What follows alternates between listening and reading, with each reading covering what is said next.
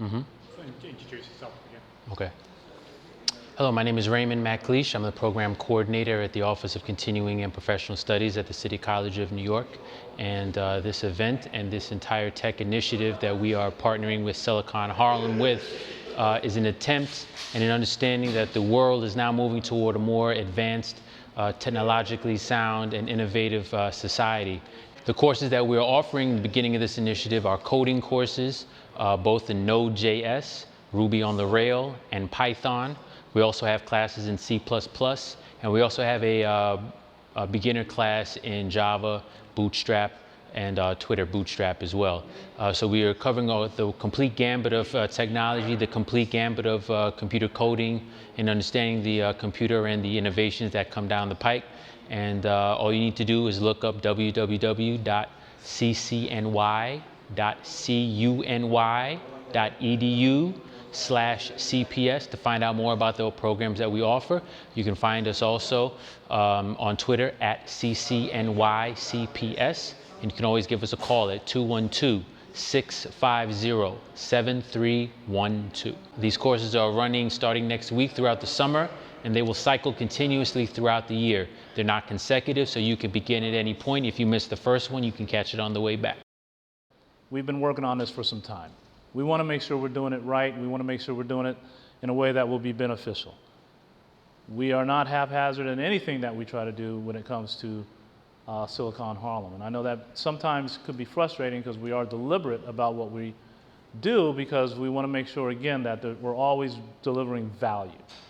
We're not in this, for anything else but that. And, we certainly, like yourselves, are concerned about the future. And when we see the sort of crazy activity that can happen in this country, like in South Carolina or Baltimore, West Baltimore, or even Ferguson, a lot of it has a very clear common denominator, and that's the economics of that area. When you have people, and a lot of people don't like to talk about this, but when you have young black men at 40% unemployed, that's an issue in this country. So to be able to provide skills when there are jobs, it's quite obvious to me that that's something that is important for us to do. But this is even beyond our inner cities. This is a country issue. If this country wants to maintain its position in the world, if you will, we have to have a citizenry that is educated. When you think about India, you think about other countries that we have 300-something million people, that have 1 billion people. When they have the opportunity to educate those people, it can be it's clear to me that we have to compete. The reference to India is that country, when I was growing up, wasn't known for having a robust economy. And I think and there was a large amount of people in that country that would suffer from lack of services. And the country decided we could go either of two paths. We could just go in the path of giving people food and giving people resources and go down that route, or we can educate people. And I think they made some great decisions in the 70s and 80s that educated and grew a middle class in India. And no one can argue how successful that's been. So we want to make sure that we don't let education be the thing that holds this country back or holds our communities back, and that's why we're here. And no, it's a great question, and I think I don't have a great answer, but I will tell you this, that at least from our perspective, Silicon Harlem, and I think DArwin can speak for City College, that we are not, like Bruce and I talk all the time about, coding is not everything. Coding is essential and it's important, and it sort of can start to look a little bit like learning English. You should just know some code. That's just how you should know. And when we look at the jobs that are advertised, A lot of them are requiring a tech background. If you read anything from coming out of the US government and from Microsoft and Facebook and any other tech company, 95% of jobs moving forward will require some type of tech background. 95, whether it's infrastructure or anything else. And so to prepare people, we want to make sure that we're offering courses within this structure, but even outside of this structure, having lectures and having hands-on learning experiences is important. But what I want to ask you a question back, which is in the form of education, how would infrastructure be approached? Like if you were to design the right sort of program or path, what would it look like? Yeah, we did talk a little bit about that. We're working with corporations that are letting us know what they're doing in their back offices and in their data rooms and in their coding. And we are shaping curriculum around that so that when people come out of these courses, they're automatically eligible to be hired. So that is the right sort of flow of this process. For this relationship that we've formed between Silicon Harlem and City College, continuing education, the first 3 courses are node.js, Ruby Rails, and Python, all of them considered in a lot of ways advanced languages. And that's because we're not focused on, introductory languages right now, like an HTML or anything like that. We definitely want people to come into the class with already some experience and some skills. And, but we will be offering, and the continuing education already offers very, sort of basic skill building courses. So we want to sort of continue to evolve those and make sure that they're keeping up with what's happening in corporate America.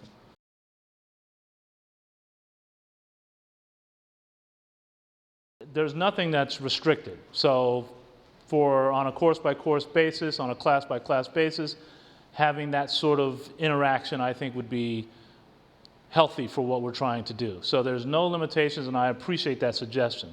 That's really important that we look at ourselves as part of the entire New York ecosystem. And we want to make sure that that continues to be propped up, because you don't know where you're going to end up in a job or where you're going to get your investment from. So we need to make sure we have that tie throughout the city. So there's no restrictions, really. Right now we're as wide open as we'll probably ever be. It'll probably get tighter and tighter and tighter and tighter as years go by.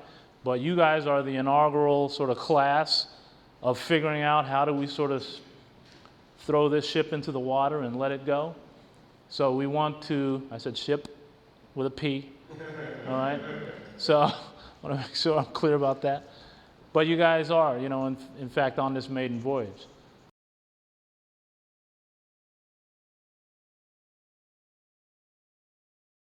No, it's a great point, and we've been at that issue with those very companies for the past year and a half. And so we knew about this a while ago.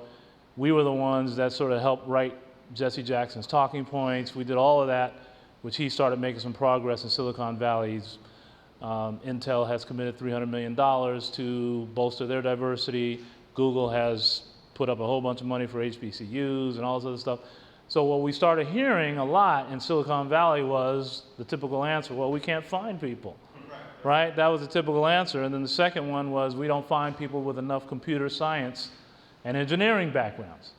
And we sort of called them out on that, because we were like, well, wait a minute. And not only us, but USA Today did a whole research on this issue, and they found out that we were graduating at 2 to 3 times more than they were hiring. So the idea, in just those specific areas, computer science and engineering. But when you go down there, and I go down there, and you've been all up in there, half the people don't even have computer science and engineering degrees.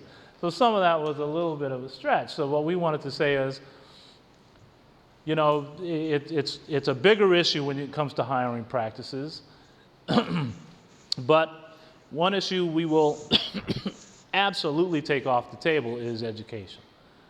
So there's no better place in my mind anyway than, and no better solution than to try to figure out how do we build a tech education hub where people of color might live. You know, so if we set it up in Silicon Valley, we get the same results. But if we set it up here, we get a bunch of diversity. And that's really the part that really made me very happy about this relationship. The other big lift is to get some of those companies to locate a little bit further uptown, right? Or, you know, outside of California and in New York, even if it's a regional office. So we're working on that issue too, because some of this is just geographics. So we have to sort of help figure that out for these companies. But it's a great point, because if we do this right, and the Google executives come uptown and they look at these courses and they see these people in these classrooms and they see things happening, they have to help in making that successful. And it only helps them because, let's face it, nobody wants to be known as not hiring diversity. So they want to fix that, and we can help them with these type of programs. So I appreciate your comment.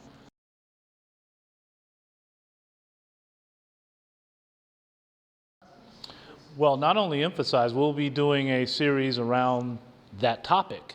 Cybersecurity, you know, is a huge opportunity for people and for jobs.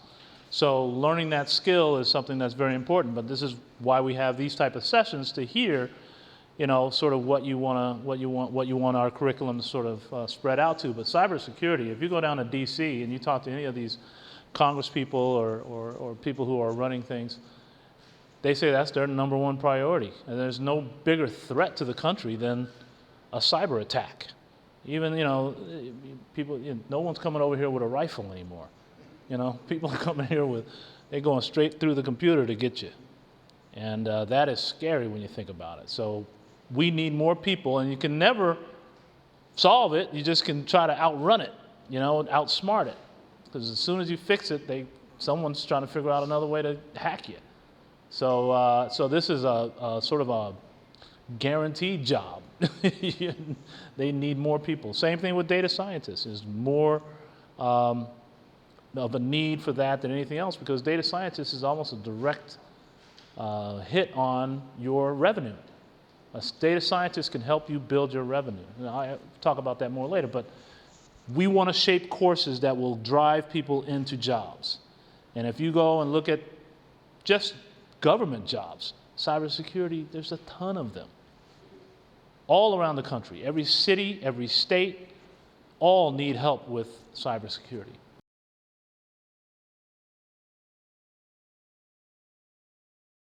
Well, I'll tell you, one of the things that I'm hoping that we will formalize in some way is that if you have a suggestion for a course, and, you know, social, however you want to frame it, sociology and tech, whatever, we can work together and work with the industries to figure out the proper curriculum that can be assigned, and work through this relationship to make them available. So this is good news. We don't always get to say or a say in what is taught at these universities. This is an opportunity for the first time. For us as a community, for us as Silicon Harlemites, for us as just New Yorkers, we have an opportunity to work with a major university that Colin Powell came out of. Did I throw that in okay, Darwin? and impact the curriculum. But the good news, this is 21st century stuff. Not talking old school stuff. We're talking like really progressive courses that will immediately put people in or empower people. We're going to co-create. We're co-creating literally next generation leaders. And we will go that far. To Dale's point, this isn't just hard coding courses. I have a curriculum on 21st century leadership. There may be people who want to learn that. One of the modules in 21st century leadership is what? How to manage diversity. There's people that don't know how to do that. When they're sitting in a room full of different people, like, oh, what do I do here? We can help with that. That's a skill.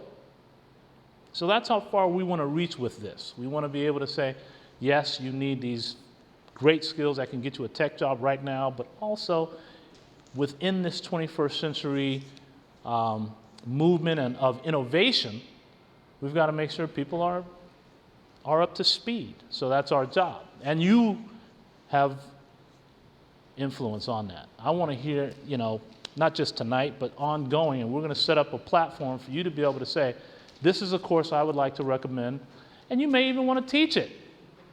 And there's ways for us to help you, get within the system so you can teach courses. So all of this is right now, like I said, this is a wide open platform. It's going to start getting more formal, and so it'll be tight. But get in while we're nice and open right now. I think that's a great place to be. Well, that brings up another question, which is, if we need to contact you, how do we go about doing that? Well, there's two ways. One, you can just go to the website, and generally I'll ultimately see whatever gets sent from the website, or you can email me directly, which is clayton@siliconharlem.net.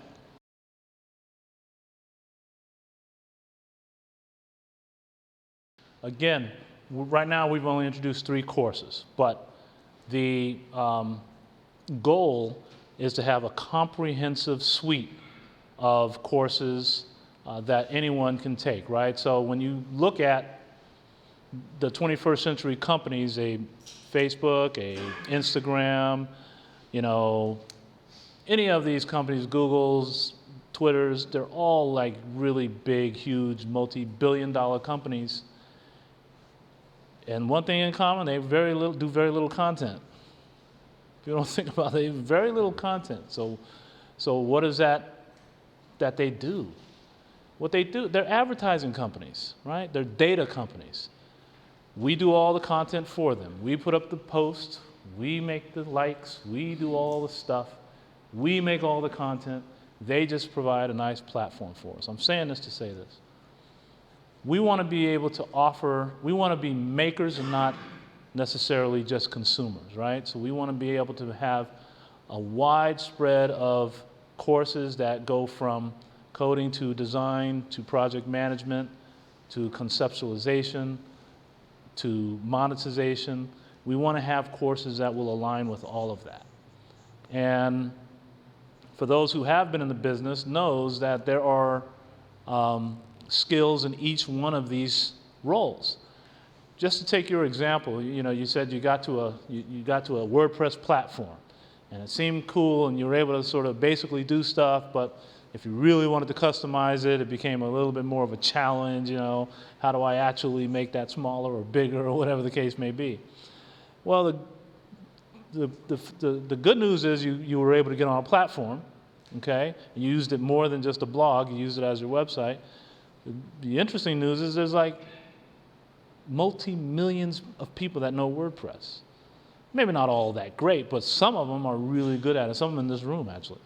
And so you can actually, now that you have enough of an understanding of it, you can actually work with a programmer to say, hey, this is what I'd like to see happen. You don't need to turn yourself into a programmer necessarily. But as I said earlier, the little bit that you can learn and know will help you in managing your projects. So you can stay creative. Now, what we want to do is be able to offer courses that enhance your creativity in a digital world so that you're using the best tools, finding the best ways to get things executed, even in photography. It's just like a whole nother, digital photography is at a whole nother level for what's going on. And you know a lot more on that than I do, but we need to put courses around that.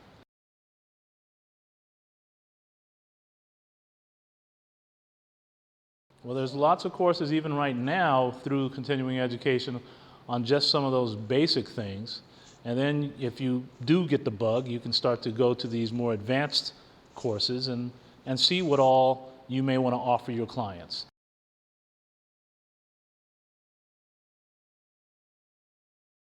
We want to do that kind of work. So back to infrastructure and things of that nature, we definitely want to do that type of work in this framework that we have. Offer courses that could lead to those type of jobs. So there are some already within the continuing education that exists.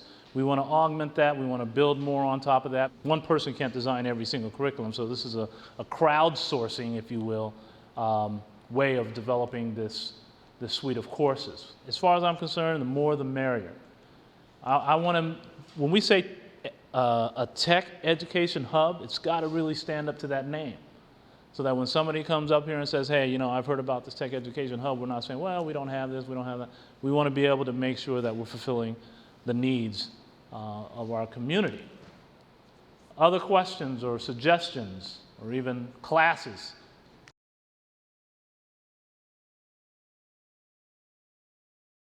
So we created what we call our Apps Youth Leadership Academy.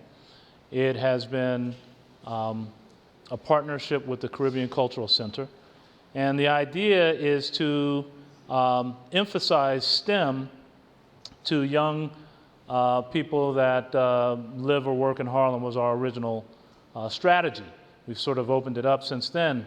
But we take young folks that are majority in high school, and we take them through a 7-week program. We're actually teaching it right now, meaning we just came from a class to come here. It's a 7-week program that we teach here on this campus. And this year, we've sort of shaped the curriculum a little different. So this year, what we've done is we've sort of are having the kids build an augmented reality virtual museum. So they're going to spend the next 7 weeks learning all about augmented reality, about how to execute through mobile, GPS, geolocative approaches to augmented reality. They're learning all of that, and it will turn into something commercialized ultimately, where the Caribbean Cultural Center is going to embrace the project and make it public. So you will be walking down the streets of Harlem with your mobile device and be able to see Tito Puente playing tabales on the stoops of Spanish Harlem. It's a cool class. It's a very cool class. Bruce has written the curriculum, and I teach the course. And we see the enthusiasm around these kids, but we teach them more than that. We also teach them how to build a company, because they're building this as a team. So we teach them how to build companies, how to create brands, how to ultimately work together and project manage and design and program and code and all that stuff, so that they have skills. Some of them moving, last year we had 100% of our seniors go to college, get accepted to college. So that is worth a hand or two. And we want to keep that going. So this year we have that same target of making sure all these kids are that much better in their class wherever they go to school, and certainly prepared to take on a great career in their life. Whether they go into a STEM-related job or not, they will always have this experience as something that will say, it's sort of shaped a little bit of how I can be as a working person. Because we treat these young people as if we're all working together in the same company. So that's a trip for them already, because they're just coming out of a regular regimen school type thing, and all of a sudden they're being treated like adults.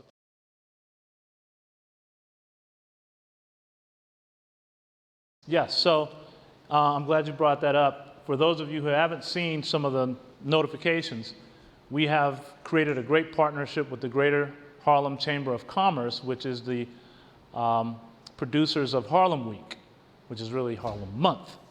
The events go from July 22nd to August 22nd, or July 26th to August 22nd. So we've put together, as some of you have attended Harlem Week events, they're very cultural, very arts, very music, all that stuff. So we said, why don't we come in and put a whole sort of STEM layer on top of that? How do we integrate STEM into all your great programs? And they were open to that, and so we formulated this great relationship. And so we're doing a hackathon on August 8th. That's at Our Children's Foundation on 125th Street. And it is going to focus on 3 topics. We're going to talk, we want whoever's there to hack around either health, civic engagement, or what's the third one? Health, civic engagement, and something else. Just left my mind. But it's going to be a great day, because we're also doing a panel discussion on 21st century jobs. We are anticipating a lot of young people at this event, over 100 kids. And we're gonna break them up and have them create teams and go ahead and hack around these subjects and present their ideas. So we have a panel of judges and mentors, and we have Yelp and Microsoft and a bunch of corporations sort of helping out. So we're very excited about that. August 11th, and you guys will all get this information if you signed in on the sheet here or if you're already a member of Silicon Harlem. August 11th, we're calling Economic Development Day with the Chamber and Harlem Week. That's at Columbia University. That's going to be at Lerner Hall. And what's cool about that is we are producing a couple of panels around digital inclusion, where we're going to be talking very much about, you know, how broadband has an impact and how technology and education has an impact. And we're also doing one around how to empower small businesses, startups, et cetera. So Yelp is coming in to help us with that particular panel as well. So there's a litany of events going on in Harlem Week. There's 110 events. We're involved in like 6 of them, but there's 110 events. Go to our website, siliconharlem.net, and you'll see every single event that we're involved in.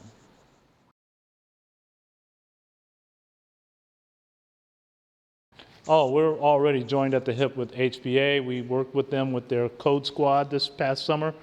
Code Squad, for those who you don't know, HBA produced a sort of an initiative to help young men that either dropped out of high school or didn't finish college, not only young men and women, that dropped out of high school or didn't finish college, so they're in that sort of zone of how do I get employed and all this other stuff, how do I finish my education?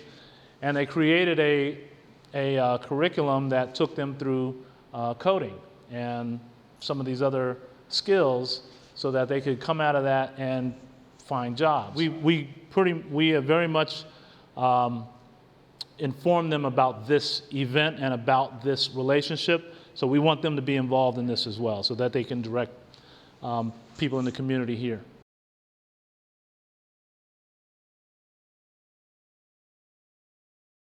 Now, that's a good point. No, that's a good point. And what's interesting, you know, even think about senior citizens, how far away they are from some of this technology. One of the things that we're very excited about is August 4th for Harlem Week, they call it Senior Citizens Day. And so we said, why don't we come in and do a panel on demystifying technology? And the whole sort of focus will be both on social networking as well as how they can manage their health better, and even just some basic things like email and computer. So we're trying to, this is an intergenerational issue, and we want to make sure that we're hitting every part of the community.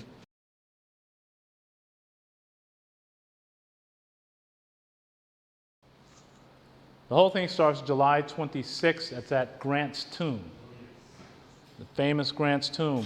Well, what's interesting is at Grant's Tomb, if you're at Grant's Tomb, if you look across the street, there's a small little park there called Socorro Park. And it has a nice little gazebo in there. We're going to set up a little tech pavilion around that gazebo. We're going to have 3D printers. We're going to have really cool items. Hopefully we'll get some headgears and all types of things for families to come and just sort of see. Either Oculus or Google Glass or Next VR. There's a few out that we're talking to right now that, you know, what an experience. Virtual reality. You have this headgear. You know, I was doing one last week in San Francisco where I'm skiing, and all of a sudden I hit this mogul and I'm up in the air, and I was like, yo, take these off, man. I was like, it feels that real. That's how weird it is. I want to have Darwin maybe address some of the questions that, you know, he wanted to put off. Darwin? Let's give Clayton and Bruce a round of applause.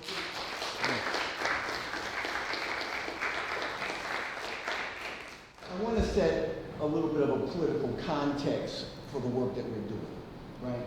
So we at Continuing and Professional Studies have an opportunity under the Bashar McNamee to create, okay? So create also means sweat equity. Sweat equity also means your engagement, not just questions about what are you going to do. The question really is, what are we going to do? Because if it's not we, it's not going to happen. Okay, so we started this relationship with Silicon Harlem around resources that we could identify and put in place and execute. So that's what we're doing. Starts next week. They bring other resources to the table, so do we. We're bringing the engineering and computer science department from the university to the table. I heard people talk about cybersecurity. We're in discussions with them about creating a cybersecurity course. Right? You'll see in your packet the C++ course that starts in the early fall.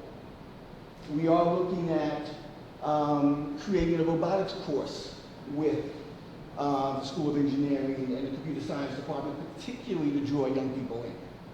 Right? But those are resources we can deliver on and count on. The question is, what can we deliver from this audience? What can we count on from this audience? And I want to give you some ideas about that. So I heard conversations about Saturday courses.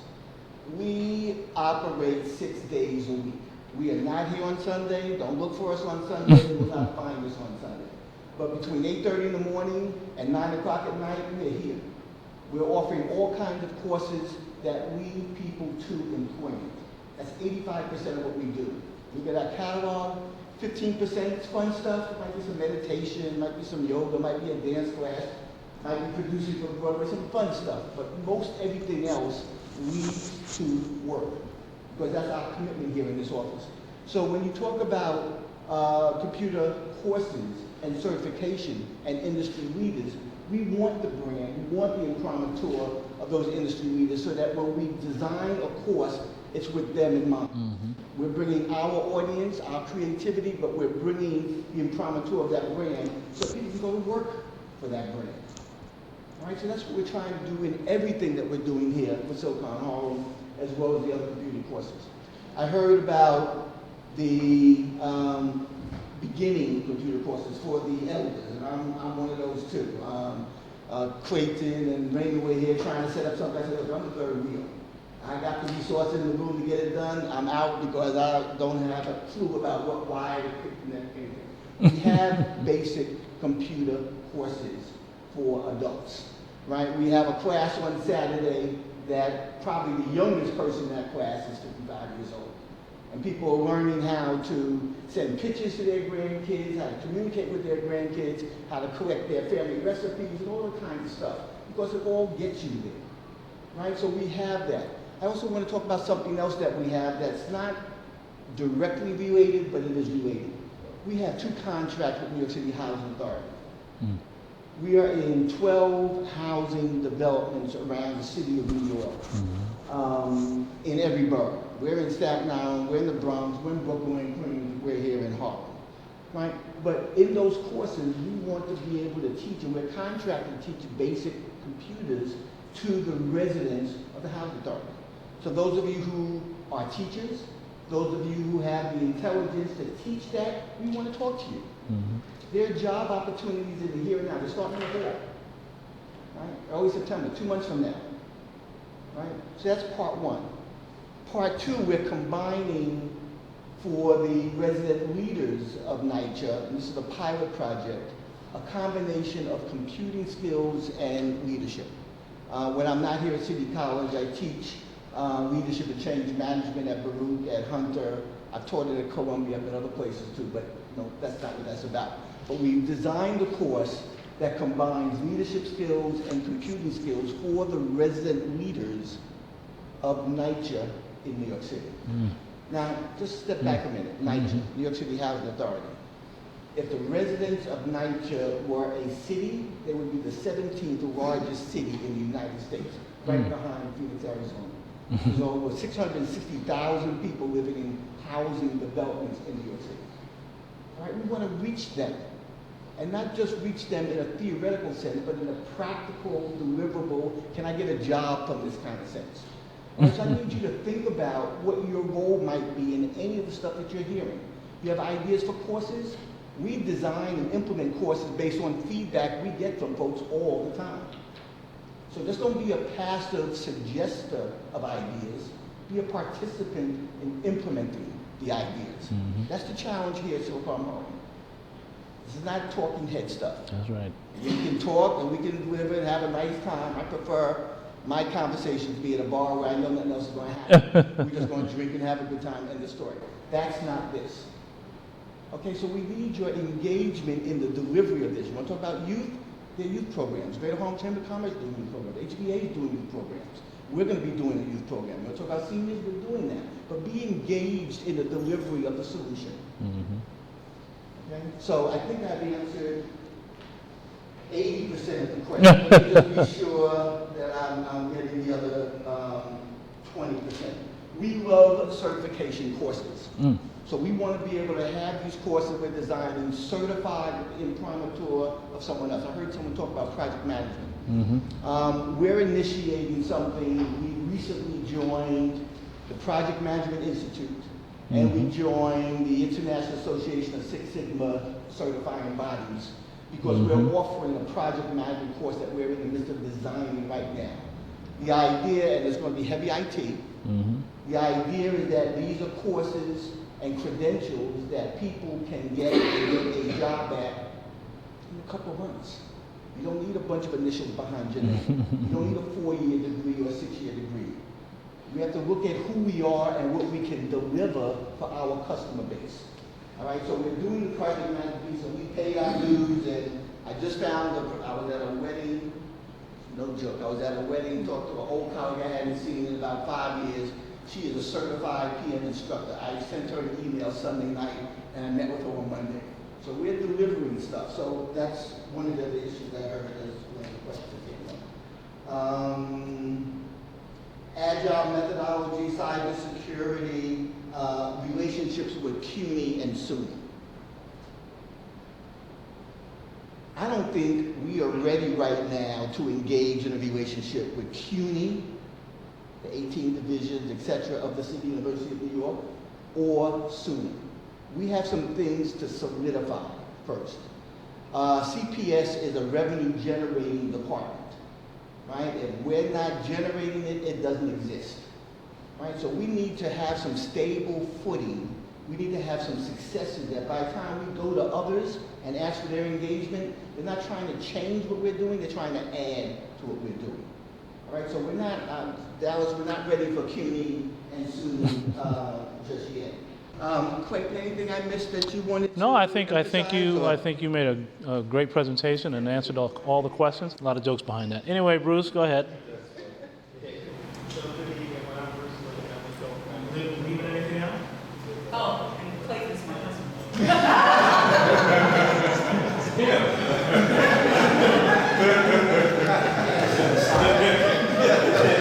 I'm saying what I do.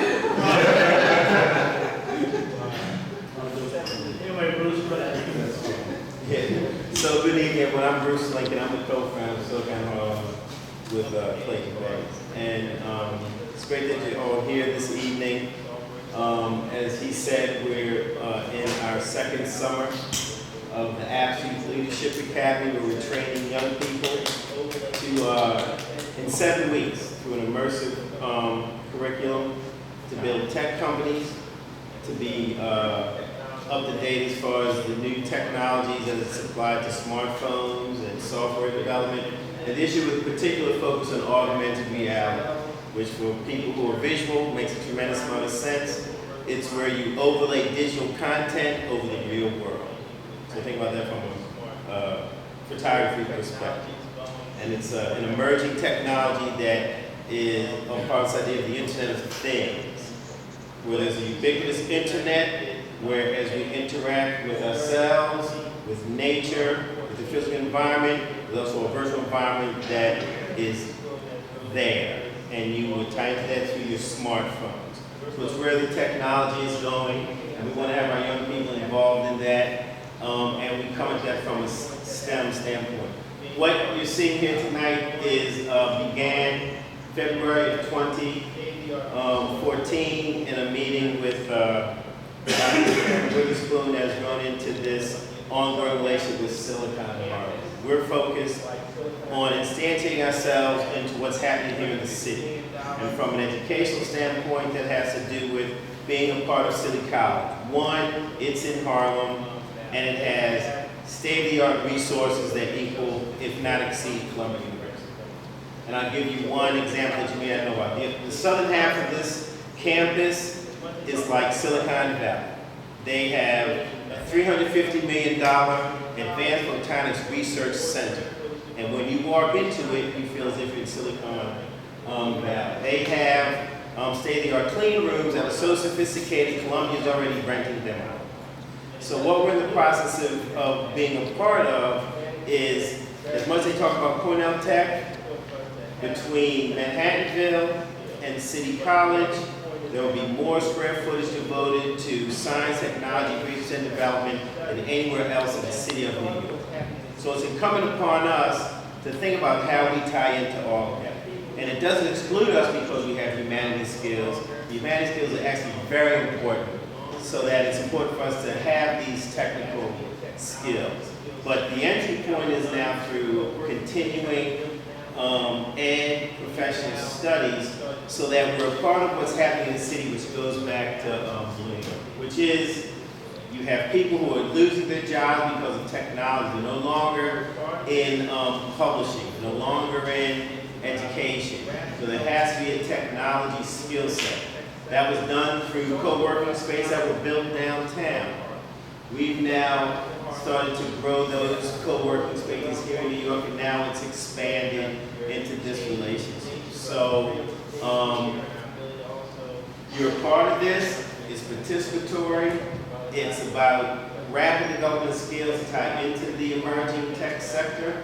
But it's also about how this then helps us grow Harlem, a technological Harlem where our schools are well functioning, where we're changing the nature of the real estate here and our ability to also take advantage of what technology makes happen. What Clayton talks about a lot is for every tech job, it creates 5 ancillary jobs. So that means there's an ecosystemic play here where we innovate our mom and pop stores. We all of a sudden have new businesses that are popping up because everyone's now, by dint of what's happening, becoming entrepreneurial, but we're all starting to work together. So this is an important milestone and a launch pad for what we're talking about that sort of looks at that schedule, but it's what Darwin has said. How do we now come into this kind of instance? We can't go to Columbia University. I mean, I'm a senior fellow. They haven't been supportive of this. Their support is going downtown into the WeWork. This is our institution where we can walk in the door, pitch an idea, and use it to turn it into all these other things that will support us to be active in this growing economy that's driven by technology. And if you look at this institution historically, it was founded in 1847. So it predates the university in a lot of ways, but it is our university on the hill. Thanks, Bruce. That's why we're business partners.